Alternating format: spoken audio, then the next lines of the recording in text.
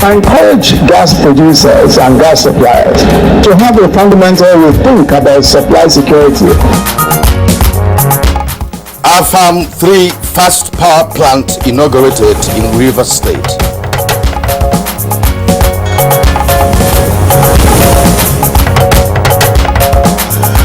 And Good Morning Nigeria today focuses on tackling security challenges after May 29th.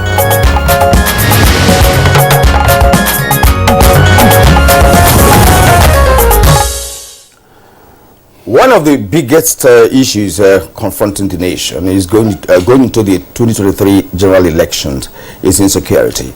Before 2015, Nigeria's security challenges were restricted mostly to the northeast, where insurgents were carrying out violent attacks and kidnappings. By 2022, however, the insecurity had spread to virtually all parts of the country. Abductions for ransom, wanton killings, and general insecurity have lately increased, leaving in its trail a growing sense of discontent and dread. Yes, and recently the foremost Yoruba socio-political organization, Afenifere, expressed concern about the upsurge in terrorist activities in the country. The group regrets that since the completion of the 2023 elections, die-hard terrorists have been fully going about killing and kidnapping of hundreds of Nigerians, especially citizens of Benue, Zamfara, and Niger states. Well, bandits are reported to now have the effrontery to abduct people from their homes, as it happened to a former deputy governor of Nasarawa State. And of course, we can't forget the over 100 students of a federal institution in Yauri, Kebbi State, who were abducted from their hostels. And these are just a few of the examples of the instances of insecurity. Certainly, yes. And of course, the Kaduna State Governor, Nasir El-Rufai, had earlier warned that bandits could take advantage of the transition period to launch bloody attacks in the country, and advised that security operations be increased in the remaining days of the current administration and beyond. Well, the incoming administration will no doubt inherit some of the many security challenges that we've just talked about, Kirian. Okay. And these are challenges that the country has been contending with for well over a decade now. The tenure of President Muhammadu Buhari and 17 governors will come to an end in less than 20 days, and the incoming administration is expected to take the reins of leadership amidst the security situation across the country. Now, leaving out the southeast with separatist agitations, attacks and killings of security operatives in the line of duty. Now, the armed forces of the Federal Republic and other security agencies have been conducting a number of operations across the country, and the purpose, of course, is to decimate the various security threats and hooligans. But the new administration will be confronted by the urgent need to totally dominate the environment and restore peace and order. Now, how will the incoming government address this issue of utmost importance to the Nigerian people and indeed the diplomatic community? What is necessary or needed to prosecute the war, restore civil authority, resettle displaced persons, address the causes that give rise to insecurity? How can the new administration properly manage the thousands of insurgents and their families who have surrendered to military authorities? These are some of the issues to tackle today on Good Morning Nigeria, as we discuss tackling security challenges after May 29 with our guests on the program for today. I am Kirian Umayo, glad to be here. Welcome to the show. And I am Kingsley Osadolo. I joined my colleague Kirian to also welcome you to the program. As always, we are live on the network service of the Nigerian Television Authority and broadcasting from our headquarters studios in the nation's capital of Abuja.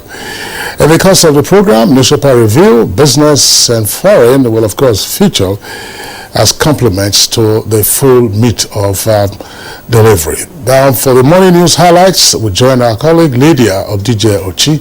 Good morning, Lydia. Good morning, Kingsley and Kirian. Here is the morning news. You are radiating this morning, Lydia. Oh, thank you. Same goes to you. President Muhammadu Buhari recognizes the Supreme Court's verdict on the July 16, 2022 governorship election in Osun State, as well as the important role of the judiciary in the deepening rule of law and democracy. A statement by the special advisor to the President of Media and Publicity, Femi Adesina, says the President reminds the political class and their supporters that the main task at hand is to make the people feel the impact of good governance where a prosperous, peaceful and stable Osun is guaranteed.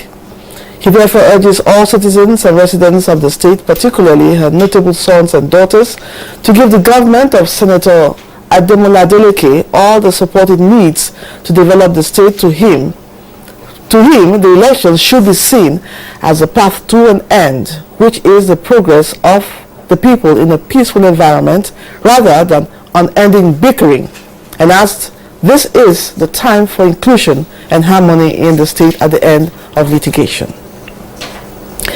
Meanwhile, Osun State Governor Senator Ademola Adeleke has described the Supreme Court judgment affirming him as a duly elected governor of Osun State as the voice of the people of the state. Adeleke stated this shortly after the judgment at his residence in Ede.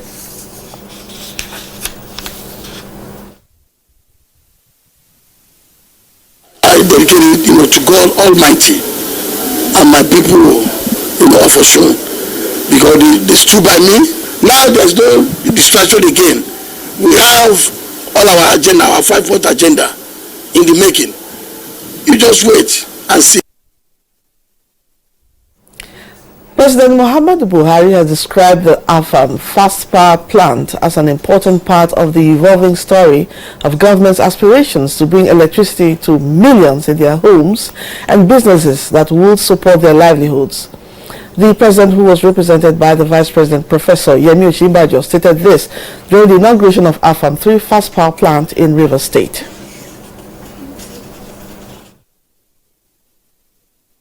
I encourage gas producers and gas suppliers to have a fundamental rethink about supply security and prefer ways to ensure our gas supply can improve and meet the gap and growing demands of the Nigerian electricity supply industry. Outgoing President of the Africa First Lady Peace Mission, the First Lady of Nigeria, Aisha Buhari, has inaugurated the newly constructed permanent secretariat of the mission along Airport Road, Abuja. She expressed optimism of the First Ladies of Africa towards promoting peace and development in the continent, particularly as it affects women, youths, and children. It's another testimony of our resolve in helping to bring about positive peace in Africa by establishing institutions, structures that will strengthen research and to help impart the right knowledge, attitude and values for sustainable peace and harmony across Africa's diverse population. ECOWAS Parliament First Ordinary Session 2023 is underway in Abuja. The session is to review the political, security and economic situation in the West African sub-region, especially the progress made so far in restoring constitutional order in member states currently under military intervention. Issues of transborder crime, human trafficking, threats to democracy are still very significant matters that need our continuous attention. We have made sufficient advocacy for the election of members by direct universal suffrage. The Senate has confirmed the nomination of 7 persons for appointment as board members of the Nigerian Deposit Insurance Corporation.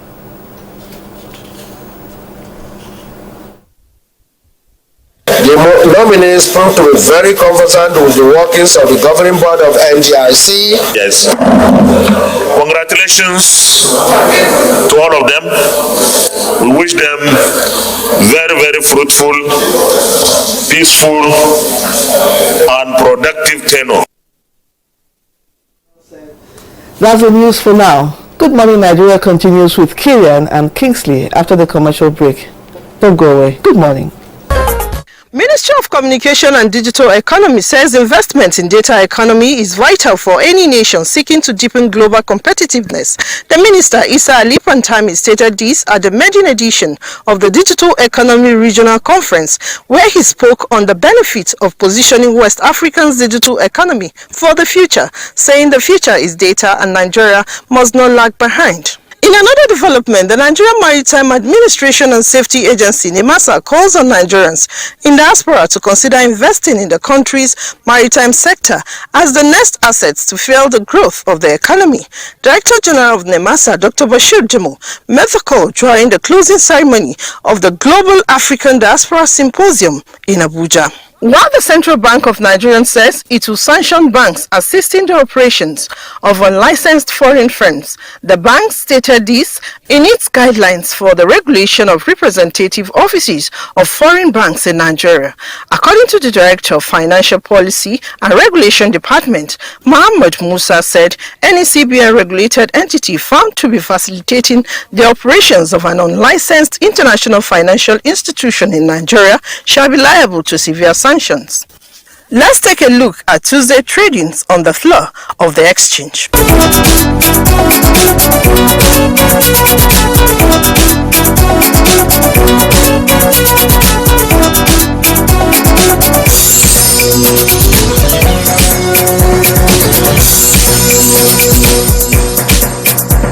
With business, Vivian Izadifi. Thank you very much, Vivian, for the business news package on Good Morning Nigeria. Next, we'll take a look at some of the headlines on the front pages of some of today's newspapers.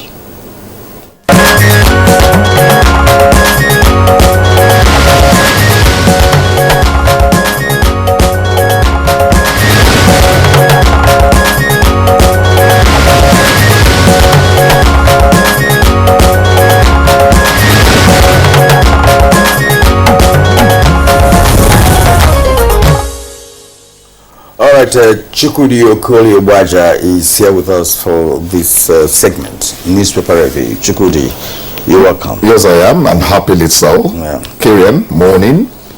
Hello, Kingsley. Yeah, good to see you. I hope you had a pleasant night rest. Yes, I did, but this cold is building again. But I'll kill it dead, no problem. Okay, are you starting or do Okay, Kirian, I hope you also had I did, and it looks as beautiful as a butterfly. Let's kickstart. Now we turn to. You seem to have been disappointed last night. That's why I'm asking now. You know, I'm not a fanatical when it comes to sports. You know, I'm a jolly good fellow. When it comes to sports. What is he intoning? No, intoning. He's not the right word. What is he insinuating? One club or the other lost a match. Did they win? Is that a new thing? Etihad could be the Waterloo. Is that a new thing? Of the men in white. What is the margin of defeat that will make you begin to talk? You know, you're going to compare it to walloping and the total destruction of clubs with Real Madrid is a club. It's a club. Others are clubs. I'm to concede. Oh, of course, I'm not conceding. They were good yesterday. Until after this year's UEFA Championship. For once, Manchester City wasn't a threat, even in the final third of what do you call it? Let's see what happens. Let's see what happens. I have the New Telegraph newspaper this morning as we kickstart newspaper review. Above the name flag, Emefiele, that's the CBN governor. RT 200 forex repatriation rises 40% to $5.6 billion. I don't know what that means, but you can read it up on page 4 of the New Telegraph. Well, federal government secures waivers for 89 abandoned power equipment. It's on page 18. Now, Oshimbajo, Buhari's government has increased power supply in Nigeria. It commissions from 3 fast power 240 megawatts turbine in Rivers. It's on page 4. No raid of communities, killing of civilians by military.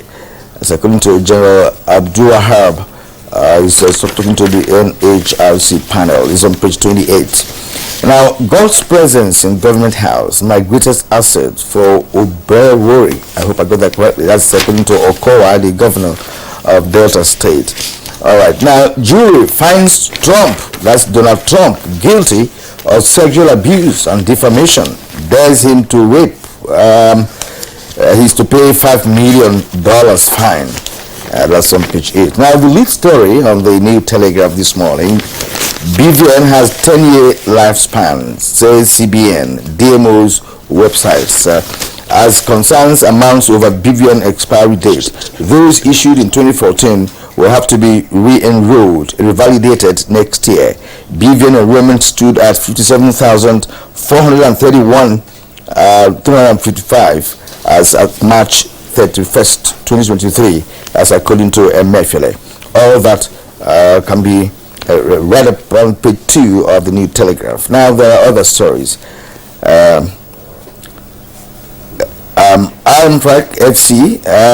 RMFC seeks pay rise for Tinubu governor, says 1.2 million not enough for president.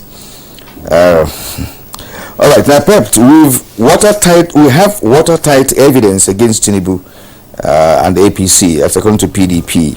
Is also on page 2. That's as APC Tinubu asked tribunal to dismiss APM's petition for lack of substance. Supreme Court affirms Adeleke as Osun governor. We receive verdict with equanimity. APC Buhari Tinubu congratulate Adeleke use of tech to conduct polls in Nigeria irreversible, as according to Atiku. You can get all that on pages 2, 5, 8, and 29 of the New Telegraph. Now, 2 years after, bandits release 3 more FGC Benue students. All right, and the 10th National Assembly, candidates in position violate section 51B, subsection 1B actually, of 1999 Constitution, according to a group, as opposition vows to resist move. Akpabio's bid suffers setback as colleagues push for Carlo Yari ticket. Well, North Central Senators elect reject APC's zoning. You read all that on pages 5 and 28 of the New Telegraph. Now, at the bottom is a study carried out and said that poor sleep can increase stroke risk. Yes, it's on page 28. Okay, we also have the Blueprint newspaper, and of course the front page is also rich with political stories.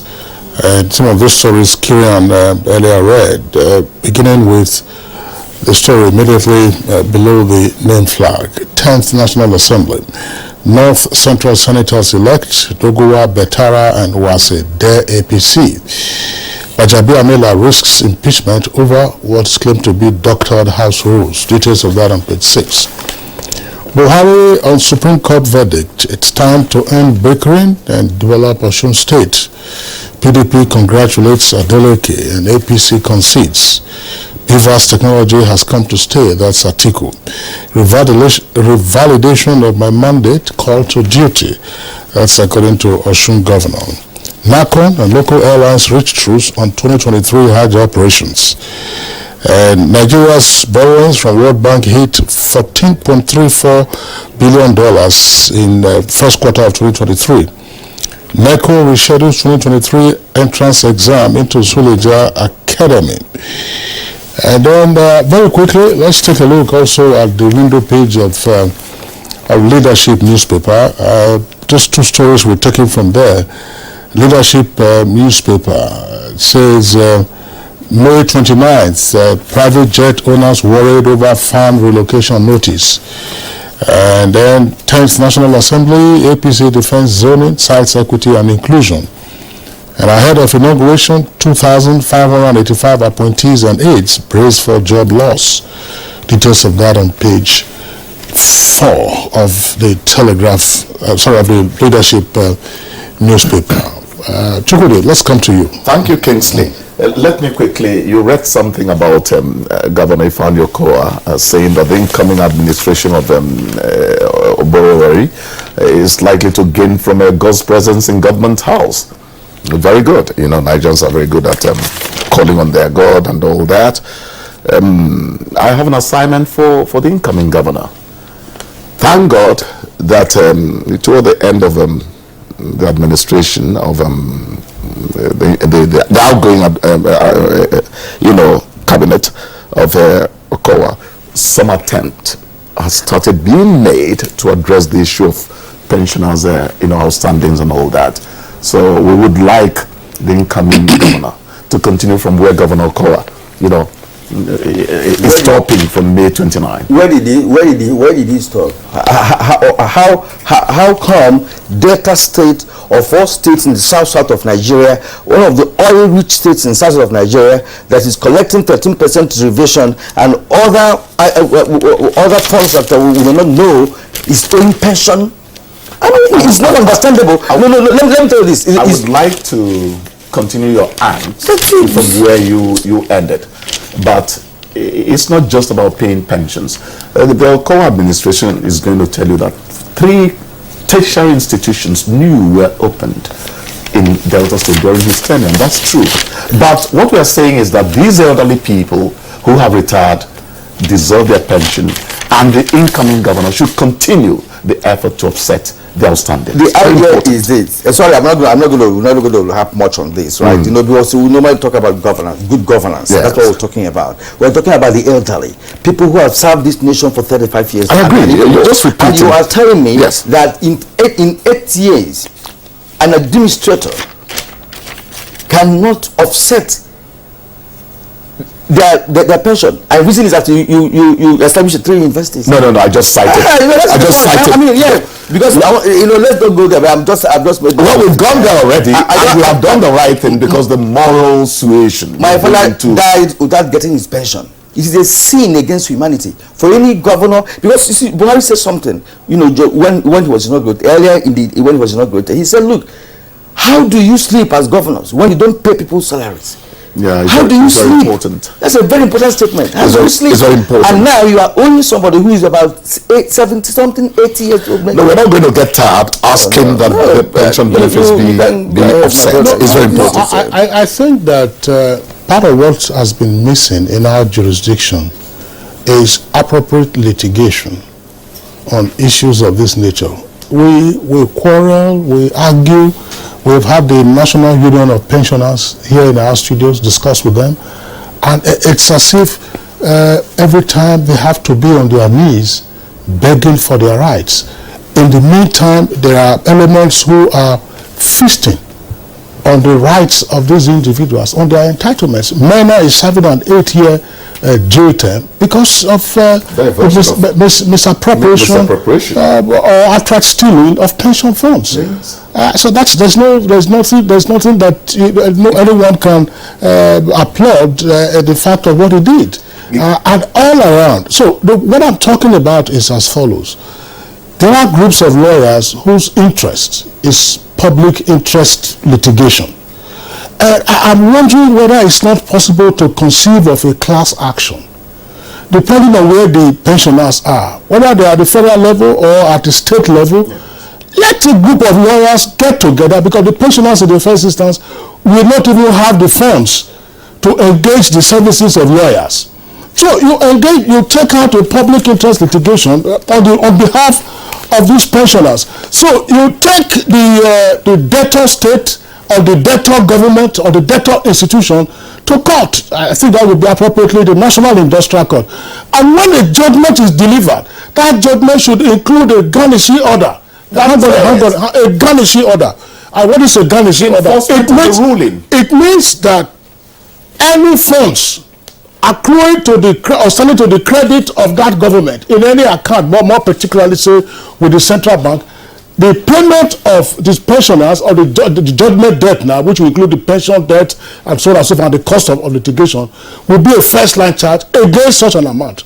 When you take that amount, you see where the money you will get to establish some of these fanciful projects that they say they are establishing all over the place. Look, these are the ways that we have sometimes just reduced our level of humanity in this country.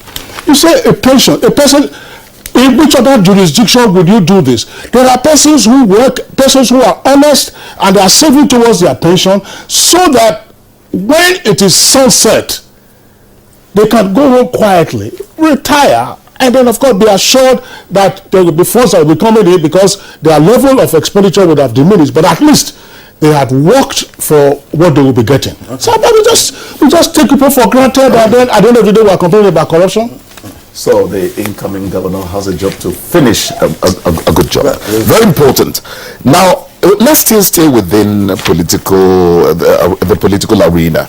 Ahead of inauguration, leadership is saying here that 2,585 appointees, aides, are bracing for job losses. You know, I think it's like this incidence of sudden death in football.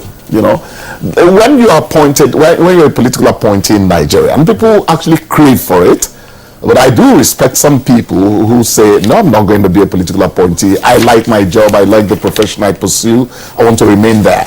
But for those who want to serve the fatherland, I think what would matter is the person who is going to leave because May 29 is coming up. Does he have a good job to go back to? Does he have a good business to go back to? There was a senator. Where was he coming from? You might be surprised. Some people were not really coming from anywhere really substantial. Oh, well, they go back to that. Let me tell you this. It's not true, you know, because you can't just appoint anybody, give anybody political appointment. You must have the wherewithal in terms of qualification. Eligibility. Listen, eligibility in the first place for you to get somebody appointed. They're not coming from nowhere. They came from somewhere. But because they have gotten to a place where, you know, you carry bags of money, you know, you make some money without effort, you know, and they also spend it with impunity, you know, and even the people whom you're supposed to be either a representative or an appointee, you will be, when you come home, you come with convoys and what have you. So why would you want to step back again to where you came from? That's what is going on, because some people think that politics is about being is a profession. That when they ask somebody, he will say, I'm a politician. Meanwhile, he's a lawyer by training. Right? And he will hang on there. He will not go and practice law. He will not have any chamber. He won't even have experience. But because you are in government, you tend to not belittle your own profession because you want to be a politician. Let me modify my statement. Every human being, whoever they are, comes from somewhere. Let's not denigrate the human essence. But the point is this: I was talking about the amount of competence that brings you into some jobs. We were talking about media aids, for instance, the other time, and we said many of them actually show they haven't had a course in public speaking or how to handle people. So their principals don't quite get the kind of service they expect to get from them. In Nigeria, this is what you get. You can go to corporate organizations and see a lawyer as a PRO. You see someone who read geography as a PRO. That's the point I'm making.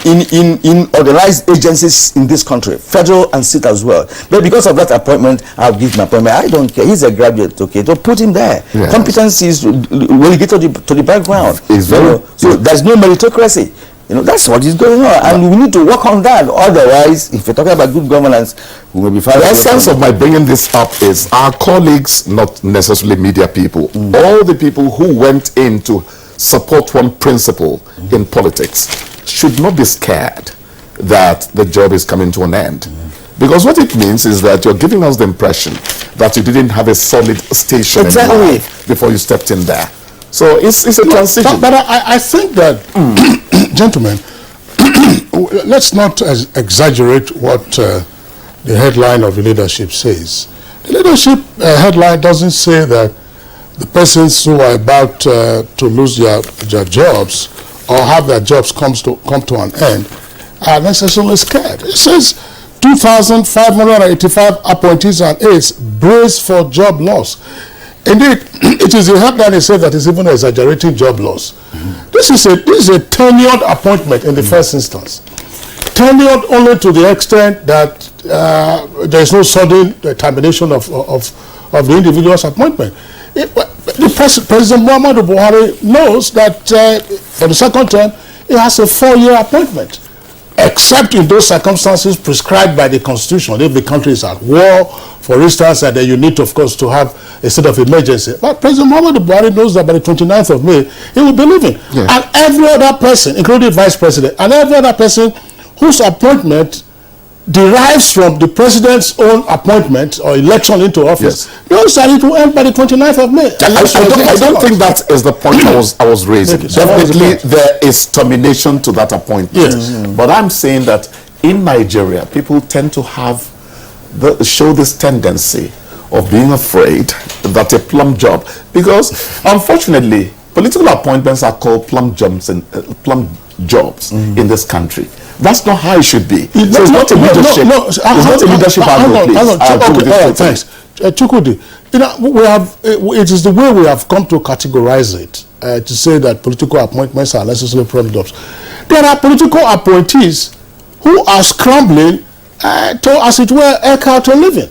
Some of them just have the title, and some of them are scrambling, jumping from one agency of government to the other, the same thing, looking for the same contracts that other individuals are looking for. There are those who are feasting at the table, not like Kyria will finish this basket of fruits, and others are just at the periphery.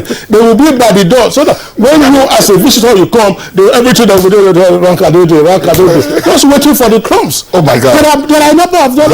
They don't answer still this excess was that. Those ones are chasing people. Who are chasing people? Who are chasing people? Who are chasing people? Who are chasing the king? What he said is very apt. Because recall some governors appointed over 200 assistant hundreds of them. This is just to compensate people who worked for them during elections. That's this story I want us to look at before we round off. That's very.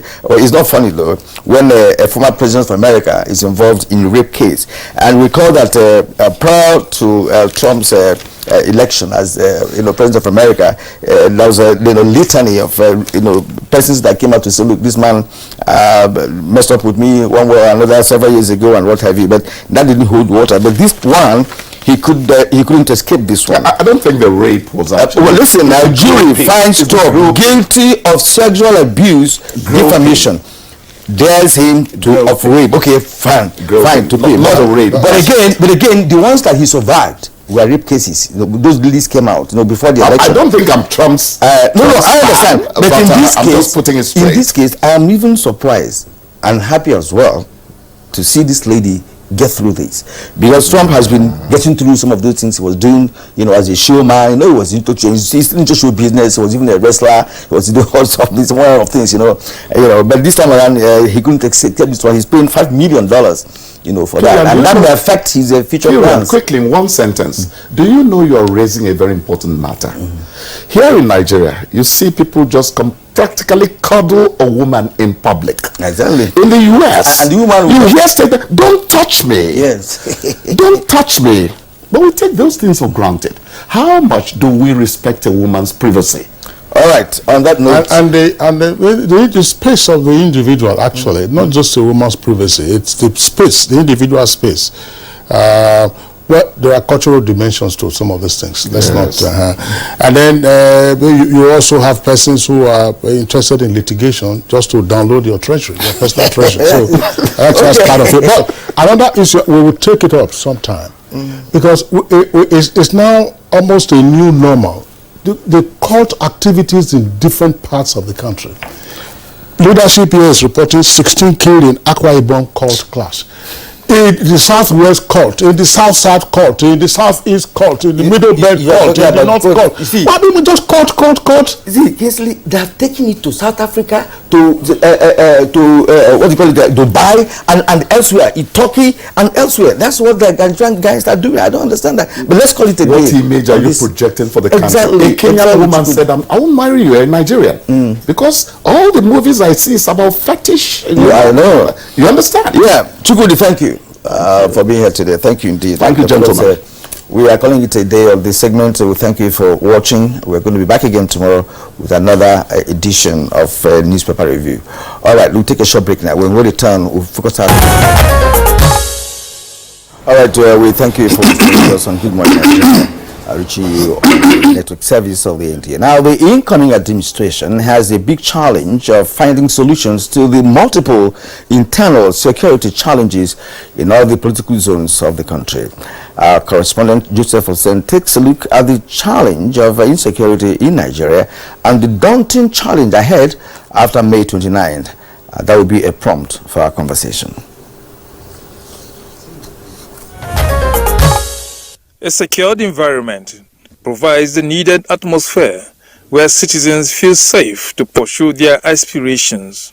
It is also an enabler for businesses to thrive while attracting investments to drive development in all strata. For more than a decade, Nigeria has battled insecurity as banditry, kidnapping, communal clashes, and other forms of criminality threaten its existence, food security, and general development. A challenge that has propelled the present administration to place high premium on security.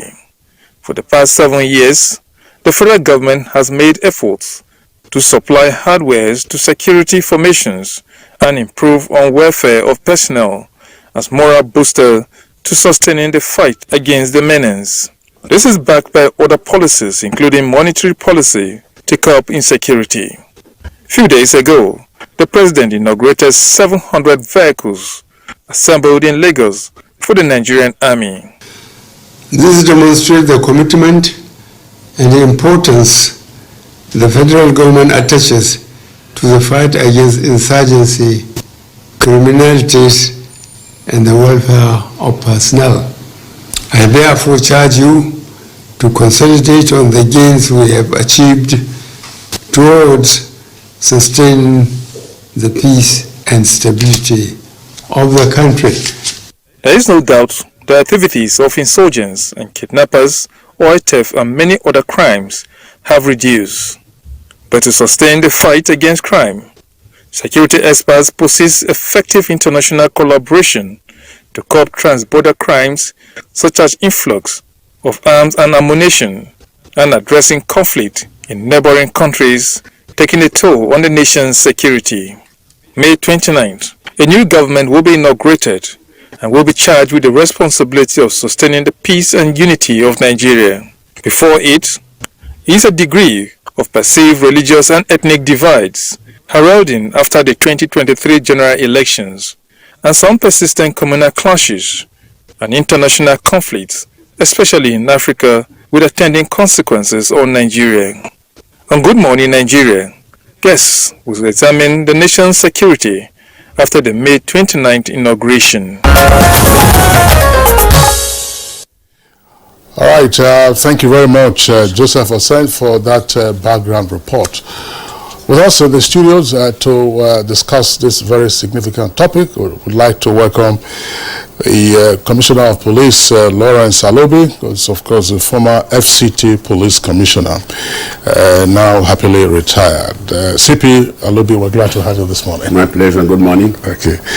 Also here with us is another retired officer. He served in the United States Army. That's Colonel Dr. Wisdom Osemende. Colonel Wisdom, we're glad to have you this morning. I'm glad to be here. Good morning, Nigeria. Okay. Kirian? Yeah, and from our Bauchi studio, John, well, via Zoom rather, we're going to have also a regular person of this program, General John Temlong, first commander of Multinational Joint Task Force and former president of Alumni Association of National Defense College and security consultant. So good morning to you and welcome to the program. Thank you. Good morning, Kian. Good morning, Nigeria. All right, and from our Lagos studio is another familiar face on Good Morning Nigeria, Dr. Kabir Adamu, security risk management expert. Dr. Kabir Adamu, thank you indeed for joining us from Lagos. Sure, Chief Kirian, good morning. All right, gentlemen, once again, it's our delight to have you, and incidentally, over the course of the years that we've had Good Morning Nigeria, and three of the guests, with the exception, of course, of Colonel Wisdom, we've had you discuss various dimensions to the nation's security challenges. And more significantly, we recall, ahead of the 2015 election, the tripod of issues on which the then candidate Muhammadu Buhari campaigned, the anti-corruption, jobs, economy, and then tackling security challenges. And many Nigerians will also remember his inaugural address on the 29th of May 2015, making one of the significant moves at the time of relocating the command and control center to the heartland, as it were, of the terrorist war in the northeast of the country. And we have seen a lot of moves. We have also seen a lot of movements in terms of dealing with the security challenges in the country. But many, of course, will also agree that the security challenges have equally ballooned in ways that we couldn't possibly have contemplated 8 years ago, 10 years ago, or more. And after May 29th, which is just around the corner, about 19 days, these are issues that are unlikely to go away. And so today we are looking at how those issues can be addressed. Let's begin with our guest in Lagos, Dr. Kabir Adamo. Dr. Kabir Adamo, could you help our viewers in dimensioning the lingering, as it were, and ballooning security challenges that the country has had to deal with, and which the incoming administration will inherit, no doubt? Thank you very much. Yes, no doubt insecurity, or rather security, has remained one of the principal elements by the Buhari administration. Like you rightly said, in its first tenure, security was one of the 3-point issues. And then, of course, in the second tenure, when the 3 issues were expanded to 9, security has remained one of the principal elements that the administration has attempted to address. However, what has been the situation from the time President Buhari took over to this year, when he is handing over by May 29th, God willing, there has been improvements, and sadly there have been areas where we've seen a regression, if you allow me to use that word. Let's use terrorism as an example. When President Buhari took over in the year 2013-2014, one of the terrorist groups in Nigeria sadly claimed the international recognition of being the world's deadliest terrorist group. And in that year, 13,000 Nigerians were killed as a result of the activities of these terrorist groups. As at last year, and based on a report by an internationally recognized body, the Global Terrorism Index, that figure has reduced to below 2,000. If you now add all the other threat elements that lead to fatality in the country, the figure would amount to, sadly, almost that 13,000, in fact 12,000 Nigerians that were killed by other threat factors, not by terrorism. So while terrorism has been addressed or contained by the Buhari administration, other new frontiers have emerged. And what are these new frontiers? Banditry, as an example, it has escalated beyond what it was in 2013-2014 or 2015 when President Buhari took over. The terrorism itself, from where it used to be located in the northeast, now it has moved to some parts of north central and northwest Nigeria. The so-called activities of militia groups, including the Fulani armed herders, as well as several other ethnic militias across the country, that too has escalated beyond what it was when President Buhari took over. And perhaps in the course of the conversation, we would look at the reasons why these threat elements have metamorphosed into bigger challenges. Some of them would include the proliferation of small arms and light weapons. It would include socio-economic conditions such as unemployment, poverty, as well as several other factors. Now, during the course of the 8 years that President Buhari governed, he introduced several elements. In the opening report by your correspondent, he talked about the security platforms that have been increased and empowered by the Buhari administration. We also know that several of the security departments recruited. A good example is the police, the military too, and then the other paramilitary organizations. We also know that the President Buhari administration attempted to enhance the capacity of almost all the law enforcement and security organizations for training. A good example is the police, where the Police Trust Fund that was introduced by the previous administration and had teething problems, the Buhari administration was able to, set up the right mechanisms for the police trust fund to start operating. Even though till today there are some slight challenges, but that trust fund is operational and is able to support training as well as welfare components. And then, before I conclude, I'll quickly talk about the review of several laws that provided the mandate for the operation of these law security organizations within the country. Another good example is the police.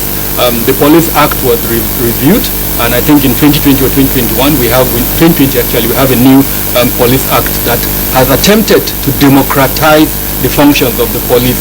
And currently there is a police reform project that is ongoing, and I think just last week or 2 weeks ago the components of that police reform process was launched, and very soon I'm sure in our media spaces we'll see all of that. So overall there has been general progress in terms of the philosophy behind the operations of the security sector within Nigeria, to democratize the security sector and make it amenable to the tenets of our democratic aspiration.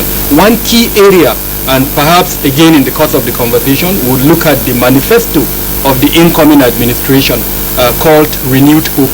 Under that manifesto there is a 7-point agenda that was promised by the incoming administration, and that 7-point agenda is going to pick up from where the President Buhari administration has is going to hand over by May 29th, and hopefully we will see an improvement in that security sector. Again, these are things we can discuss in the course of the conversation. Yes, thank you. We do appreciate that. Dr. Adamu has been one of the guests on Good Morning Nigeria that has a number of times dissected Nigeria's security situation in different dimensions and ramifications. You have done well laying a good foundation for this conversation, because we don't need to display more energy reeling out what happened before Buhari came to power, what he has done, because you have given us a very good information regarding that. Because we never knew in 2015 that the situation would metamorphose into several criminal gangs now called bandits and banditry activities, kidnapping, killing. Of course, we have several unidentified gangs who are operating in the name of being cultists and what have you. They're all involved in kidnapping. Now, I want to bring in somebody who is new to us here, Colonel Dr. Wisdom Osenwede. He has he has an experience that I would like him to share with us here. I don't know how long ago you retired from the U.S. Army, but I understand that you've lived in Nigeria now for a while. Yeah, for about a year now. Exactly, to appreciate the security situation in the country. Yeah. Here we are, before 2015, fighting terrorism, Boko Haram. At a point, we had a splinter group, called ISWAP. And what have you. Then, much later, banditry came in, and what have you. And then the AK-47 carrying headers and all of that. What do you make of the development based on these are criminal activities that develop over time? Meanwhile, we are ushering a new administration. We will never know now what may happen in the future, whether we have a different dimension of criminality in the country. What's your take? Well, according to the incoming administration, the 7-point agenda, the incoming administration, I think they're going to improve on what this what this administration have done. But we got to go to the cause, to the root of this problem. For me, I'm looking at the border. I'm looking at the border because our borders are not very mined. They are not very mined. They're not very taken care of. So this is where you get all these, criminals coming in, insurgents coming in. So we got to mind the border very well. You see, because the borders is very spurious. For me, I see, like for instance, for the Chad, the border between Chad and Niger, it got to be one route in, one route out. The same thing applies to Chad. One route in, one route out. Republic of Benin, the same thing. One route in, one route out. What does that mean? Let Nigerians understand what it means. Okay, what I'm trying to say is that you know, the way the border is now, you can get into Nigeria from everywhere, from every angle, from every corner, every bush. So you got to seal that up. Let's do what the United States did with Mexico. You know, by tightening the border, make sure there's one way into the U.S. and one way out of the U.S. Then we can be able to monitor the border very well. But Colonel Wisdom, this is an interesting issue that you are raising. We've had conversations on Good Morning Nigeria, and immigration and other border control officials will tell you that when you are at any of these so-called illegal entry points, they're just like a bush path or anything else, and there are thousands of them. So how do you then manage? There was a time, Kira, I don't know whether you and I were upset. There was a time they were thinking of introducing technology to be able to have a spy, as it were, over those locations. Yes. But you're saying now to say, I mean, when you say one route in or one route out, that's to say that instead of the many thousands of entry and exit points, let's reduce the number. But with Nigeria, we haven't built houses for people. Are we going to have money to be constructing, walls around ourselves? I think Nigeria has that money to do that. It's very, very easy. Technology, Nigeria should introduce the technology at the border. For instance, an underground sensors got to be introduced. Underground sensors whereby once the illegals they get into the country or they get through the border, that will trigger information to the guy in the tower there. Okay, now for you to lay this border control, you gotta have the police there. You gotta have the army or the joint task force there. You gotta have the prisons. Okay, you got to build a prison. But when you build the prisons there at the border, it doesn't mean you're going to be jailing those people. The prison will stand as a procession for those illegal entering caught at the border. So once you process them, you send them back to their country. Okay? If they does that 3 times, then you can keep them for maybe about 3 months or more than that. Okay, if an individual does that 3 times. Yes, about 3 times, because you've already got a record of the people, entering illegally. So okay, you don't have to build a wall. Thank you. You see, sir, but honestly, I understand you, and I hope other Nigerians watching us who will understand what you're saying. You don't have to build a wall. Exactly. He's talking about the capacity of Nigeria in terms of having the money to do it, having the funds to do it, that we have it, but it has to be prioritized and deployed. And there's no way you can say that your country, that the border is so big that you cannot control it. You got to if you can't control your border, then why are you a nation? Then how do you defend the nation? You got to control the border. That's where the problem is coming from. And let's bring in CPL will be here, because he's a man who has been in the field. He has gathered experience over the years concerning insecurity in this country. Perhaps you have something to let us know. How do you think the incoming administration will be able to tackle this lingering issue? Yeah, thank you very much. You see, it is Section 14B of the Constitution provides that the security and welfare of the citizens shall be the prime purpose of government. And it is said that a wise man learns from the mistake of others. I'm sure the incoming administration of the president-elect come 29th May, I think will be inaugurated. I'm sure they must have been seeing he's been in the country himself. He's a key factor in APC. He knows what he's been the governor of Lagos State. It's not someone just a neophyte just coming into politics. I think you see the security of this country is key and central. But one aspect that this government should address, incoming government should address, is empowering the police, internal security. Internal security, you have internal security and external security. The military are for the external under Section 207 in the Constitution. the police and internal security, law enforcement, and so forth. You see, the police, if the police like the taproot of internal security of this country, but unfortunately they have been relegated to the background. They've not been empowered in terms of being equipped, even in terms of training. Like Kabir was talking about recruitment, and I know we know you are all aware of the lingering crisis between Police Service Commission and the police and the IG, and it had a lot of frustration on recruitment. For years they didn't recruit, and that is a very big lacuna, a very big gap that have been created. So I think the government should ensure how you empower the police in terms of training, in terms of equipment. You see, today, like Dr. Wilson said, policing today, security in particular, is technical driven. Technology is what you can stay and do anything. I just came back from Israel about last week. I know what it is there. They don't compromise in terms of security. But here, our politicians are not concerned about security.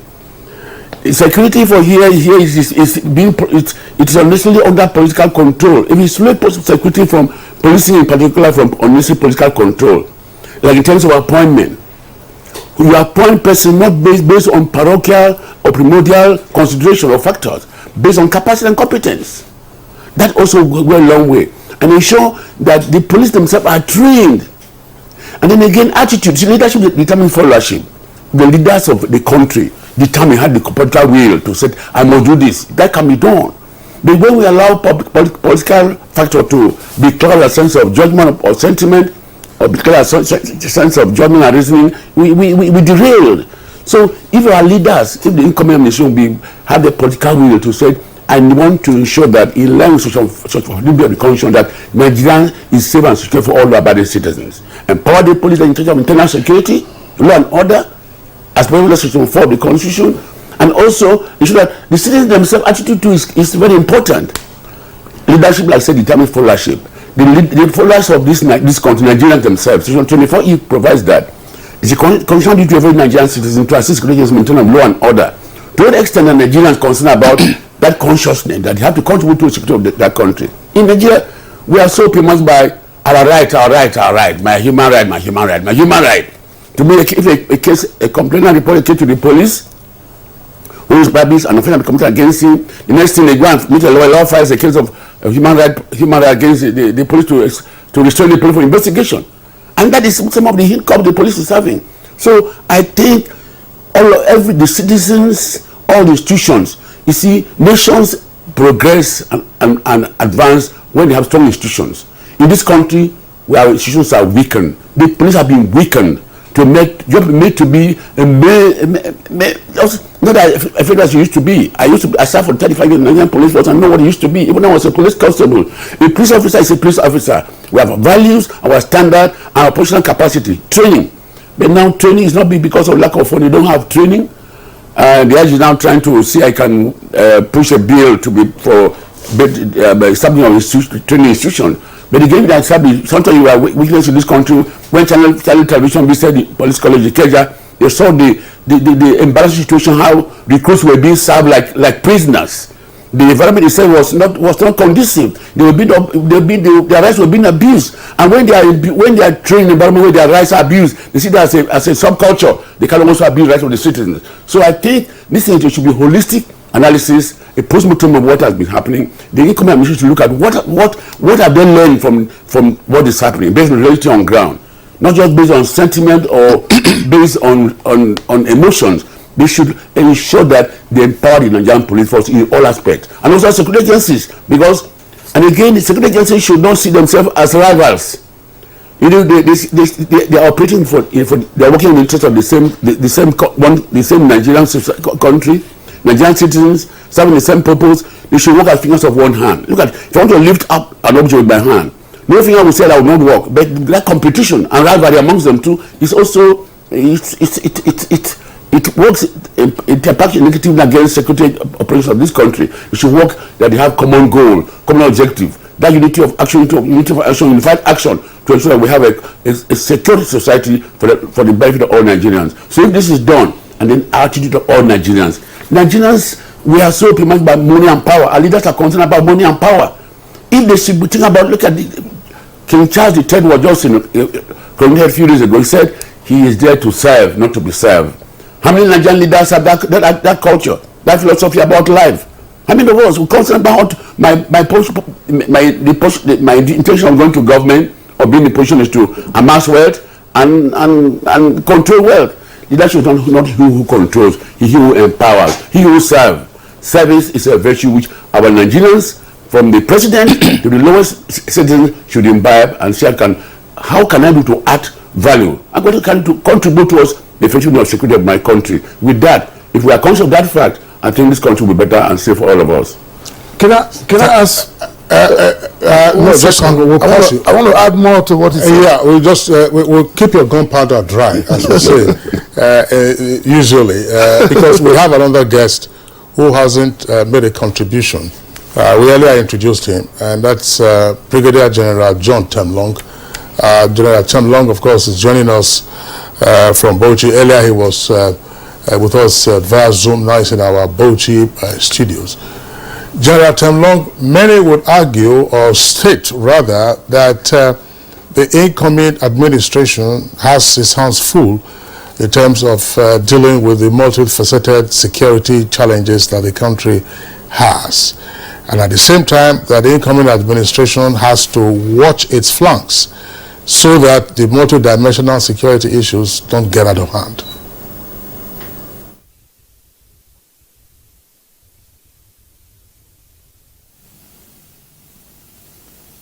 Yes, thank you very much. I think the incoming administration has a lot to contend with in terms of national security. The important thing is that you should know what you want. What will be their objective is to keep Nigeria safe. According to the Constitution, they want to keep Nigeria free from fear. Nigerians free from fear. So they have to do certain fundamental issues, things that has to be done.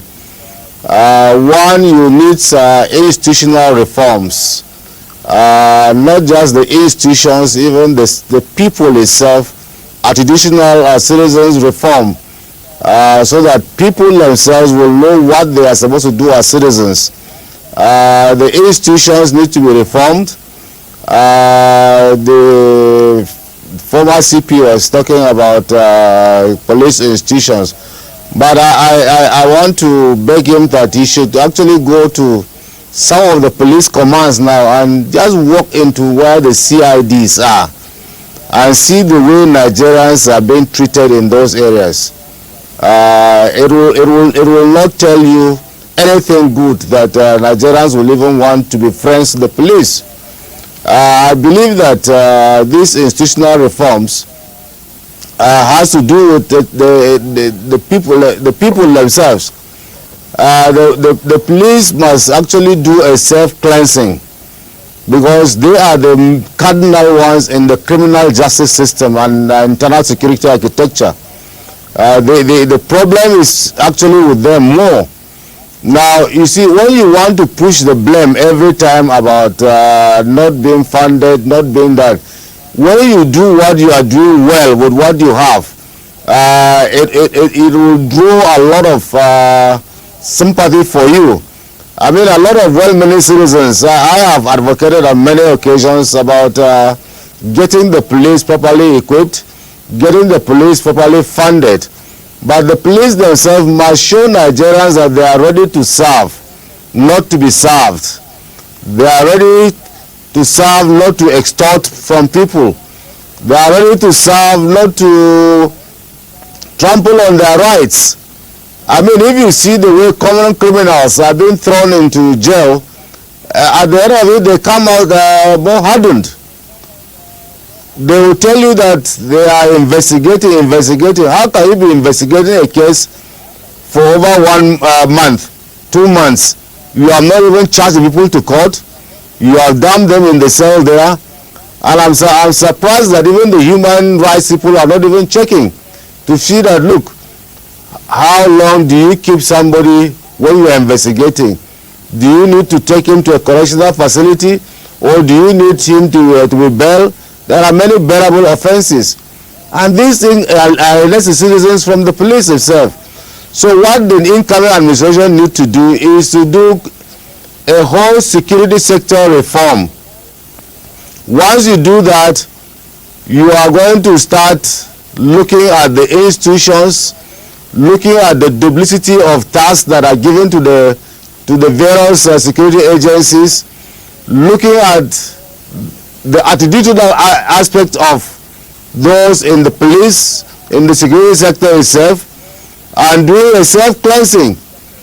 When you don't self-reform, somebody has to reform you. If you look at the normal human being, when you eat something that is not good, you either throw it up or you purge. If you don't, it harms you the more. So if the system, if those who want are not self-cleansing, then they have to be cleansed. So all you need to do is to do a comprehensive security sector reform. Once you do that, you put round holes and round pegs and round holes, getting pragmatic leadership that are selfless and accountable, leadership that will be able to imbibe technology, the use of technology, because as it is, to get more boots on ground is going to take you more time to train the men. So what you do is, in the short run, you have to introduce technology as a force multiplier.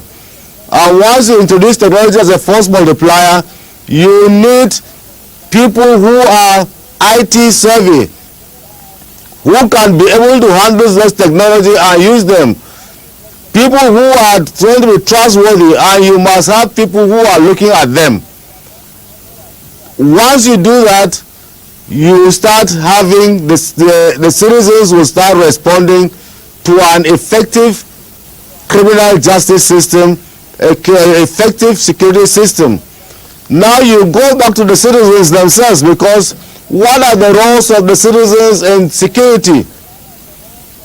Because you cannot be providing security for people who do not even know what they are supposed to do.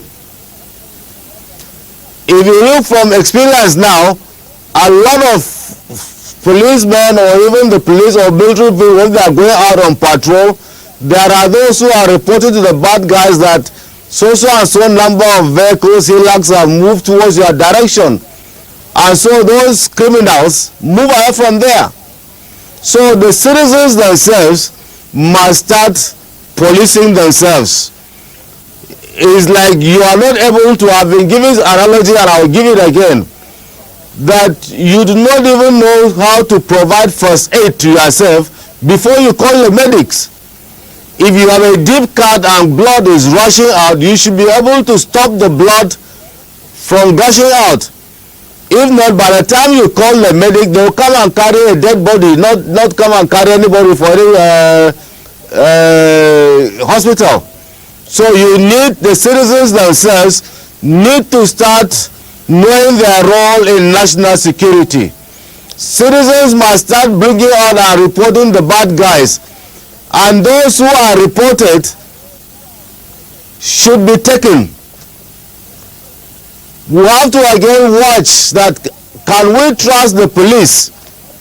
If you report to the police that this child is questionable, he is collaborating with this, and they say tomorrow they will go and tell those bad guys that it is this man who gave information upon you, and they come and murder him brutally.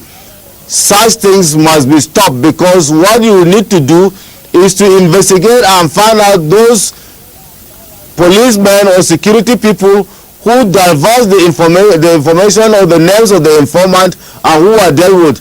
They too should be kept off from breathing this free air that we drink you are breathing. In fact, their punishment should be even capital, so as to serve as a deterrent to others. So you need this comprehensive reform. You need the citizens themselves to be carried out, and in doing this, you must build the capacity of the citizens to do what they're supposed to do. General Temlong, thank you indeed for this your opening remarks, and we've of course raised some very pertinent issues here, especially the reference that you made to the police. We do respect the idiosyncrasies of uniformed men and women in this country. Of course, I mean, it's been there, over the years. The treatment of police by police, on perhaps those who are arrested or something, is not new. Even in the military, we've seen some military personnel beating up civilians. We saw one last year, one lady beating up a young man, punished him in every way. In fact, dehumanized him.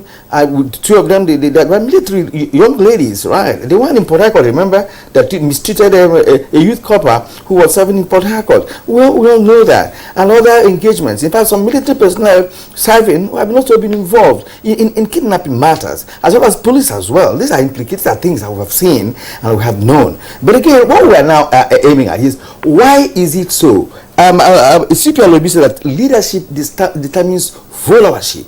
And again, in political science, we believe that the personal character of a leader determines the character of the rest of us. Because invariably, when it teaches us the way to go, we follow it. And that's what's happening. So police is not some of them are not even getting their allowances when they do night shifts. They don't get the allowances when they take risks. Because you cannot tell me that the man will go and work overnight and the following day you won't give me any allowance, to encourage him and what have you. And these young men start looking for something to survive on. They have children, they go to school, they pay school fees, and what have you. There's no kind of reform we have not heard of in this country, and that's why I'm going to Dr. Kabiru Adamu. Dr. Adamu, we have had so many reform programs and activities in this country, not just in the military or security agents or agencies, but in other sectors of our national life. Reform this, law reform, legal reform, this, we've had that, yet nothing has changed in those sectors. What are the reforms you told us about now is all about within the police? Because the police in Nigeria are not well catered for. There are no two ways about it. It's a cardinal thing. We know them, see them on the road, they're tattered, they look like, you can't even be scared of a policeman in Nigeria because of the way he looks. Go to elsewhere. You see a policeman, you don't even dare commit any simple crime or call somebody, abuse somebody. Because you look at what he wears and you know that, look, if you make any mistake, you are in for it. So these reforms you talked about, how far did it go? Are you encouraging the new administration to continue with the reforms that do not yield any dividend? Thank you, Chief Kirian. So let me start by making the point that virtually everything that has been mentioned by my co-discussant is encapsulated under the renewed hope agenda of the incoming government. The border element that was mentioned, the police reform, a review of the doctrine of our security organizations. Name them. They are all, including the use of technology. And one very interesting one that we've not mentioned, our national identification system, a collation of all the existing ones into one. So that 7-point agenda, for me, it's quite comprehensive, and it's something that, as an expert within the security sector, I find quite interesting, and I would really want to congratulate Nigerians that I'm looking forward to the implementation. And I emphasize that word, implementation. The how of that implementation was not discussed in the 7-point agenda, and that is where General Temlong's recommendation regarding security sector reform, I think, is absolutely important. Security sector, SSR, is one way to go. It has its challenges. Of course, we're seeing what is happening in Sudan. It is a fallout of a badly managed SSR. So again, yes, I'm recommending it, but it must be done in a manner that does not lead us to more challenges. The Oronsanya report has talked about some components of the SSR, the multiplicity, the lack of delineation of the functions of the several security organizations. All these are components of reform. But the specific reform I referred to in my opening remarks has to do with the police. After the NSAS protests and the consequences of that protest, there was a promise by the Buhari administration to reform the police. The SARS unit was shut down, another unit was created. Now our international partners, UNDP, if I remember well, International Committee of the Red Cross, and several other civil society organizations such as Clean Foundation, P1, and the others came together and set up a task force. I can't recall the exact name of that, but the reform process is subsumed under an acronym called PROTO. And like I mentioned, just 2 weeks ago, a week ago, that process was actually launched. It would involve several components of police reform, but the essence, the element of it is to make our policing more congruent with our democratic aspirations. In other words, the recognition of the fundamental rights of the Nigerian, the recognition of the civil rights of the average Nigerian. Most of the things mentioned by both former CP Alobi and that of General Temlong are subsumed under that. In other words, how do we separate an offender from a suspect and from a convict, so that the entire process from when someone is assumed to be a suspect, from the gathering of the evidence to ensure that that person is prosecuted, as it were, as well as when he or she is prosecuted, the process that leads to whatever it is that the courts have declared, are done in a manner that respects the rights and civil liberties of that person in question, as well as protecting the rights and the interest of the law-abiding citizen. All of that is contained in that reform. And as an outsider who has supported that process, I think it's a good step in the right direction.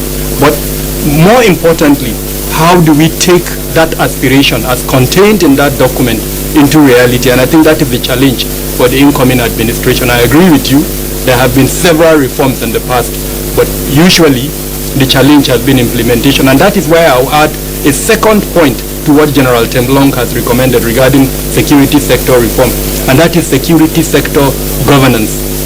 Security sector governance introduces the element of accountability. At the moment, we have several security coordinating elements within our security sector. At the last count, I counted almost about 7. Office of the National Security Advisor, the Ministry of Defense, Ministry of Police Affairs, which is actually, if I pick the Ministry of Police Affairs, is the most challenged one. The police, as it were, today is balkanized. You have several policing functions that are separated into different ministries, some of them under Ministry of Interior, others under Ministry of Police Affairs, and strangely, at one point, some even under Ministry of Finance. So security sector governance would look at all of this balkanization and other elements that have resulted in a security sector that frankly is not accountable in terms of the provisions of Section 14, subsection 2 of our Constitution, and make sure that you introduce elements of both financial accountability and operational accountability. I can reel out to you several incidents that happened in 2022 that today not one single person in the security sector has been held accountable. You and I are all witnesses to what happened in Ondo State when a church was attacked, Kuje incident, the railway incident between Kaduna and Abuja. You are all within the media space. Can you recall when one person who was responsible for those things was held accountable? So security sector governance hopefully would look at that. And I think if we do a holistic security sector reform and then come and look critically at security sector governance, I think all the elements of this reform, including our desired aspirations for improved security, will be achieved. All right, Dr. Kabir Adabo, thank you very much for the insight that you have provided. It would appear to me that perhaps for more focused attention on that element, we should say, yeah, security sector governance is important, which will take care of reforms, but the subsect ordinarily should also be a standalone item, security sector accountability. Because you recall last year you were our guests on a number, you've been our guests on a number of occasions. There is a security breach somewhere, and nobody appears to be held accountable. In those locations, there are a number of security agencies or formations under whose jurisdiction that event took place, or contiguous jurisdictions where that event took place. Yes, it may well be that they are called in upstairs to come and explain, but nobody appears, at least in the public imagination or in the public domain. to be held accountable. So security sector accountability has become something that we need to deal with. And of course, if you recall, Dr. Kabir, you also itemized this. We said, look, one of the ways to account for this is not just sufficient to say, oh, we need weapons, we need more men, we need more funding, we need more X, Y, Z. If you are provided some measure of funding or some of your needs, and then the specific items that you are supposed to be dealing with, say, for instance, there is an escalation in terror incidents or terror attacks, escalation in banditry, how do you account for the needs that you required and for which you were provided, and yet we are seeing an escalation in those criminal activities? So I would say, therefore, that it appears to me that, Kabir, when we come back to you, may wish to elaborate on this, to say that security sector accountability is a standalone item that we haven't quite focused on. But back to the studios here, Colonel Wisdom, Osamede, you wanted to respond to CP Alobi, and I'm sure that there are other issues we also wish to talk about. Okay. First of all, there got to be accountability. You see, you can't just, I don't know if there's any policy, if there's any policy, in place, guiding this. So that's something that we got to look at. So if there's a policy in place guiding this, then that will assist very well. You can't just put that law there and nobody to supervise. There got to be somebody supervising to make sure, the laws that you put out there is moving towards the right directions. Okay, that is that. What I say in this police issue, the police got to be well paid, good package for the police to motivate them. To motivate the police, good benefit. When the policeman dies now, how much they pay the family? Maybe 100,000 naira or 200,000 naira. There got to be, better incentive, better pay for the police family, better salary. Those are the things that can motivate them. I remember, during my days in the United States military, I remember when I was a major, I remember the government of Nigeria used to send police to the United States to train in police community. I remember myself and one Colonel Ronsaye, is a Nigerian American. We used to host the police. When they come to the United States, after the training, we host them. We encourage them, say, look, whatever you learn here, take it back home. See, that training need to continue. But long time ago, it was stopped. So they need to continue. The government need to, be training the police, send the police overseas for better police training or better police community services. Now, I know someone spoke about uniform. The way the police, that was you, I remember that, Chief. You see, the way the police dress is very important. Look at the United States policemen. See how they dress. When you see the United States policeman, you'll be scared to commit crime. You'll be really scared to commit crime. Because their dressing is very intimidating, one. So you won't do that. And now, look at our police here. There's no better uniform. Police are buying their uniform, Some of them buy uniform. They're not being paid. They're not well paid. But they buy uniform. So the government need to, stop all that to make sure that they provide them the better equipments, for the police uniform. Yes, actually, yes, we're going to go on a break very shortly, but there's something you raised that's very interesting, because I recall having covered an assignment. I was an IG of police then. I covered an assignment at police headquarters here, and they were kitted, so, the cream of, policemen and the highest echelon of police in Nigeria, they were dressed. And I was supposed to ask the IG of police, is there any difference between the policemen I'm seeing here and those ones in the field. He said, what did I mean? I said, what I meant is that some of them wear slippers on the road, carry AK-47. How does he run, or perhaps act when there's an action or something? And you talk about kitting the police. You see, let me drop this for you so I can come, because I want to share you. I want your experience as someone who has served in the military outside Nigeria.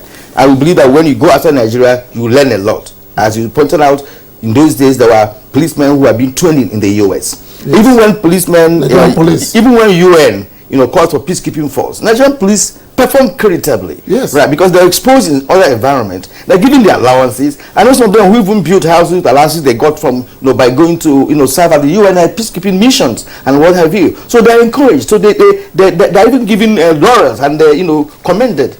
But down here, it seems that when they return, the same thing continues. I asked the IG then to say, look, sir, these people on the road, you say people should not give them bribe.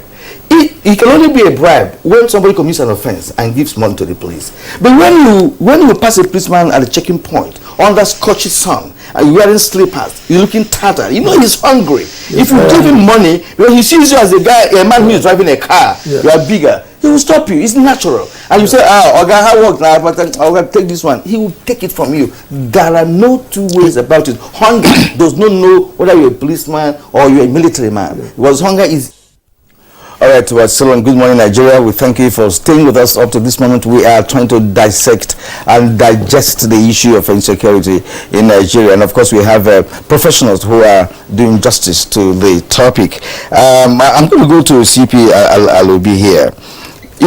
Recruitment of police in Nigeria, you share with us how it works so that our guest, Dr. Wilson, will also let us know how it is done in the US. Because recruitment, I know a friend who's been in America for over 20 years now. He told me that he wrote exams to become a police for 3 years before he was made a American police. He was writing a specific examination to be able to be admitted into the US police. After being a graduate and what have you. He's a medical doctor actually. So and you've sat for exam to be recruited into the US police. So what is our own recruitment process?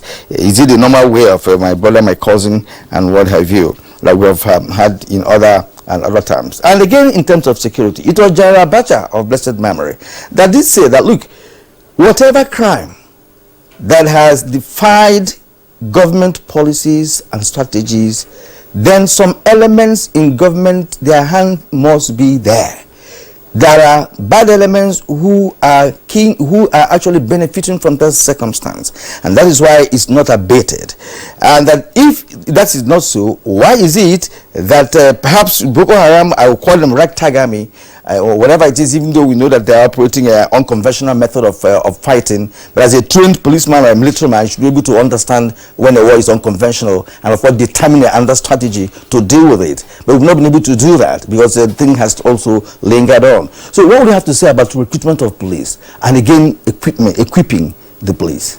Yeah, thank you very much. You see, when admission to any institution has a process and procedures, and that procedure is determined by one, the capacity of those who are recruiting, and also the political will of those who are recruiting. You see, in Nigeria, before now, I know when I went to the police as a police constable in the cage, I didn't know anybody from Adams. I just went, I was recruited, I took the exam and I passed and I was recruited. But today, if there's no recruitment, let's talk about unnecessary political control of the police and other security agencies. You see a list from senators, from Senate president, from assembly members, from ministers, So the IG and the Police Service Commission, who are charged with this responsibility of recruiting capable, qualified young men and women, the Nigerian police force, their hands are tied. So this issue of unnecessary political control, nepotic and parochial considerations, and what has destroyed the police force to a large extent in terms of having capacity. You see, recruitment is no longer based on capacity, based on your qualification, your standard. Sometimes you see now, in those days, you can't see somebody with a care leg in the police. You can't see a very short woman or short man in the police. But now you can see people who are very short begin to wonder. Sometimes the AK-47 is no longer than the person because of this unethical procedures that are being followed now. It's no longer based on standard. No longer based on standard. It's based now on whom do you know. Whether you're qualified or push him there. He'll be pushing, just send him there. So if the police is insulated from political control and the police leadership should have the political will, I talk about the leadership of the police has to at least to reconsider itself and at least reinvent itself and should stand up to the challenges. I don't allow itself to assert its positions. If I'm the IG, I will stand for what I believe in. If that's I resign from the IG, because no question of what legacy am I going to leave. Because when you see training builds capacity, and policing today is knowledge based. You must have capacity, and through training that you must be properly equipped and give the professional standard that you need to now implement when you go to the society. But today, like police colleges, like you did mention, I mentioned earlier, when Channel TV visited police college, they saw the deployed condition of the police college. So everything was gone. The policemen were being treated like with 7,000 a day in their meals. But there are funds for the police. We know that there are budgeting for the police, and some of these things you're mentioning have appeared several times on budget for the police. Yes. So either the money is not budgeted, or that the corruption has taken away the money, because invariably some of the younger personnel in the police force who are misbehaving, are trying to survive. Some say their guys don't pay them their allowances. Is it true? Yeah, to a large extent. You see, the Nigerian police officers and men are from Nigerian society. Those attitudes that are being imbibed in the society, Nigerian society, permit also, it is not. They're not angels. They're not from the moon. They're from a society that is corrupt. This corruption is almost Nigeria is a society that is corrupt. That's an overstatement. It's a social fact. So people think about what can I gain when I get into an office. People don't think about what can I contribute. It is that attitude has permeated the whole institutions, the whole society. So it is when, like I said, the leadership of the police itself should have stand up and assert its position and make itself worthy of the trust of the citizens. What of the citizens by ensuring that, you see, policing is based on the type of government in the country. When we have the colonial administration, we have the colonial policing that is brutalizing citizens, human rights were being abused, it was repressive policing and so forth. We now came to military administration, which came on board through the battle of the gun. They seized power without any democratic process, and they were doing it by decrees. The police now also came and imbibed that militarized policing, and that is why the police now, rather than being friendly with the people, they saw the police as the enemy, we and they culture. But now to win a democracy, and democracy is a government of the people by the people as proposed by Abraham Lincoln. But today, are we actually have the police imbibe democratic culture in their policing? Are we seeing that democracy that ensure that human rights are being protected and enforced, and they are able to show that the policing based on the needs of the people and so forth? So the society itself is a society that does not promote accountability. People want to cut corners in all facets of the society, from the top to the highest, top to the lowest. Want to cut corners, want to think about what they will gain.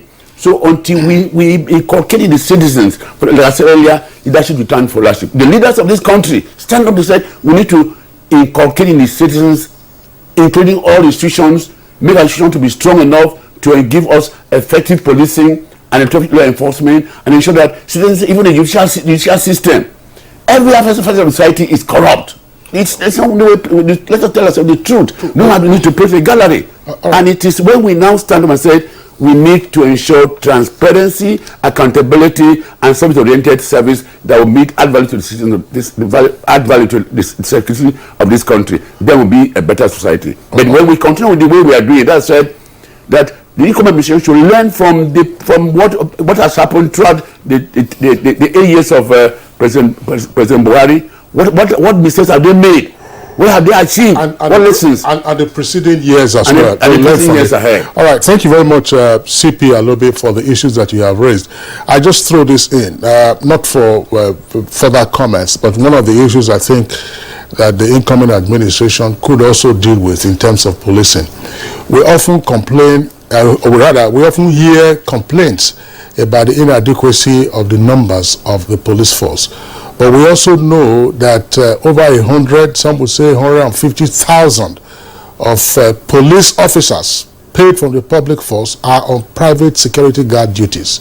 It's a status symbol, Kirian, exactly, for Nigerians to say that, oh, Kingsley has 2 Mopo who are with him, and then Kirian has, how many, 3, since you are a chief? I will need like 5. 5. Kirian has 5. And when they follow you around, they fire their guns, they fire their shots.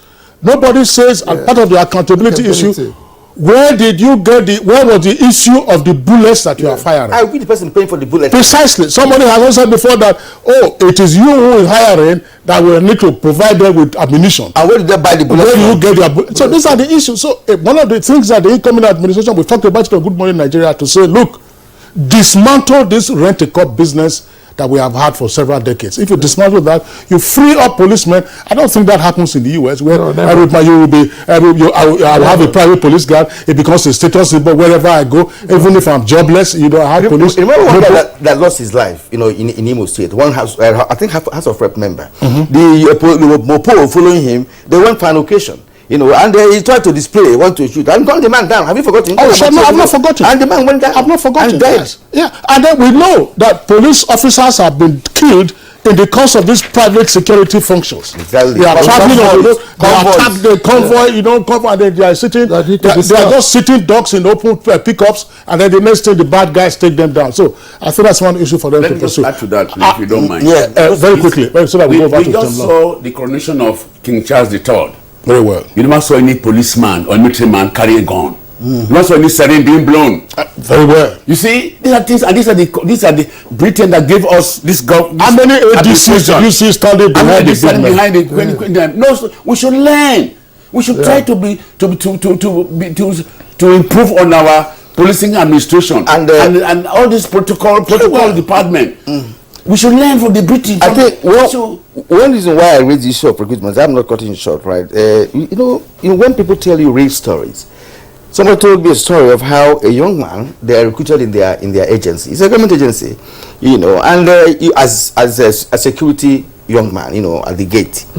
So things started missing in that agency, overnight. Started missing. So one of the days, it was the young man. He was actually caught red-handed. They sacked him. It was actually a casual staff. They sacked him. He said she was shocked the day he saw the guy as a policeman. Fully dressed policeman. He has already been recruited. But this is a guy who has been stealing from agency. So you have not recruited a thief without knowing. So what the story was, they said, look, that she couldn't just believe. I remember that she had to leave the area because if the guy recognizes her, he could react. Which means part of the recruitment process, no background check. Yes.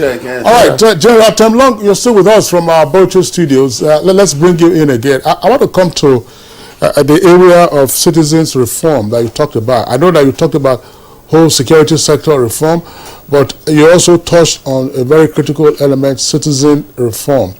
And link that up to one of the issues that Dr. Kabir raised earlier about the philosophy of security management in the country, which says, look, we've made a lot of progress over the last 8 years, but there's something, and for the incoming administration, how should it approach it? Because these were comments that you heard from people that, considering the complexity of our country, how should there be inclusiveness in the management of the country's security so that some parts of the country don't feel that one part is dominating them by having their own persons being the dominant figures in the security architecture of the country?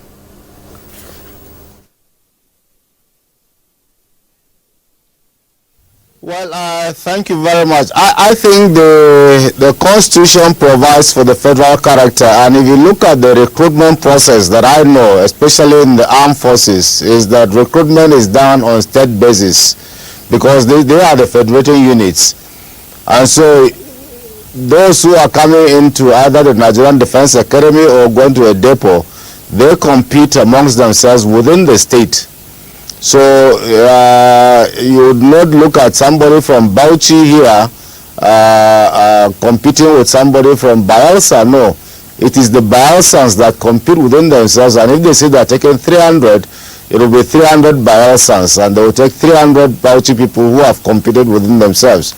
Now, when you get into the system, the service itself, and that's what brings me to what the CP was saying, the training has no quota system.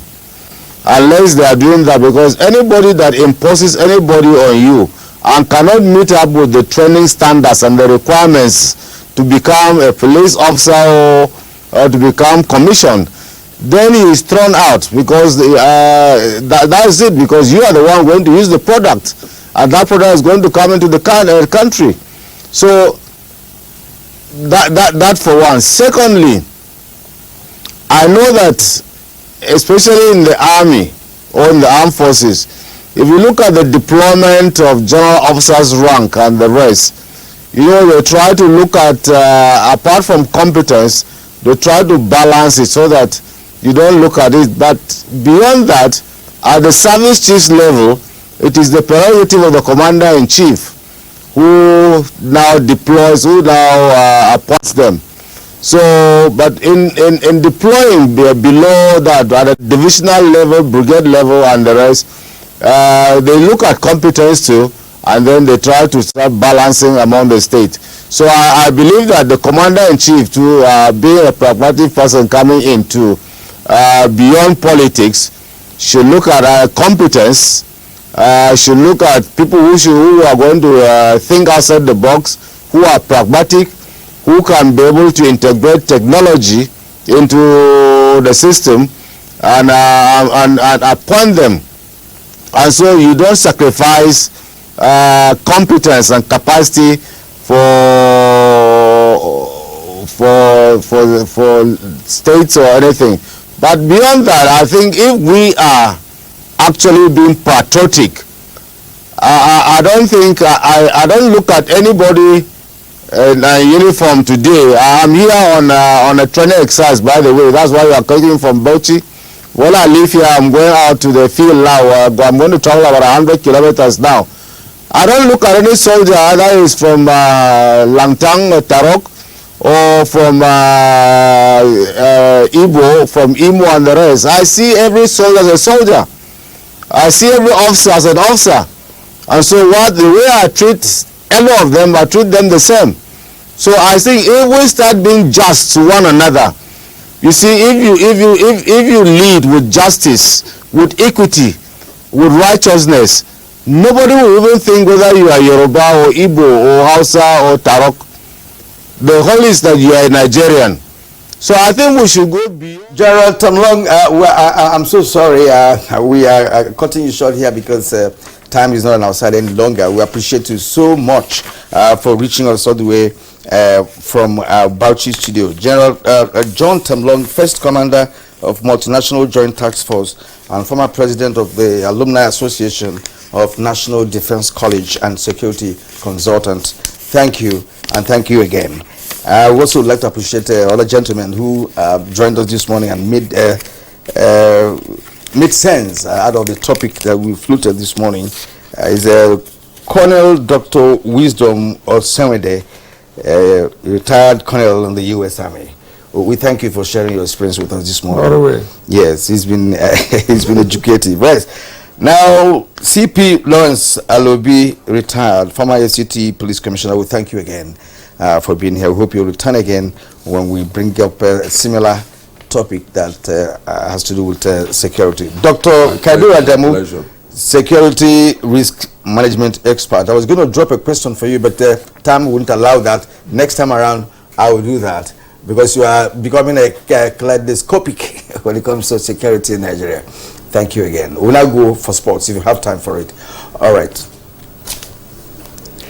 All right, just said we won't have time for sports anyway. Everyone knows what happened last night at Real Madrid Stadium. One apiece until, of course, next Wednesday when the second leg will be decided. Thank you for being with us on Good Morning Nigeria today. My name is Kingsley Osadola. Look after ourselves. Tomorrow is another day. Same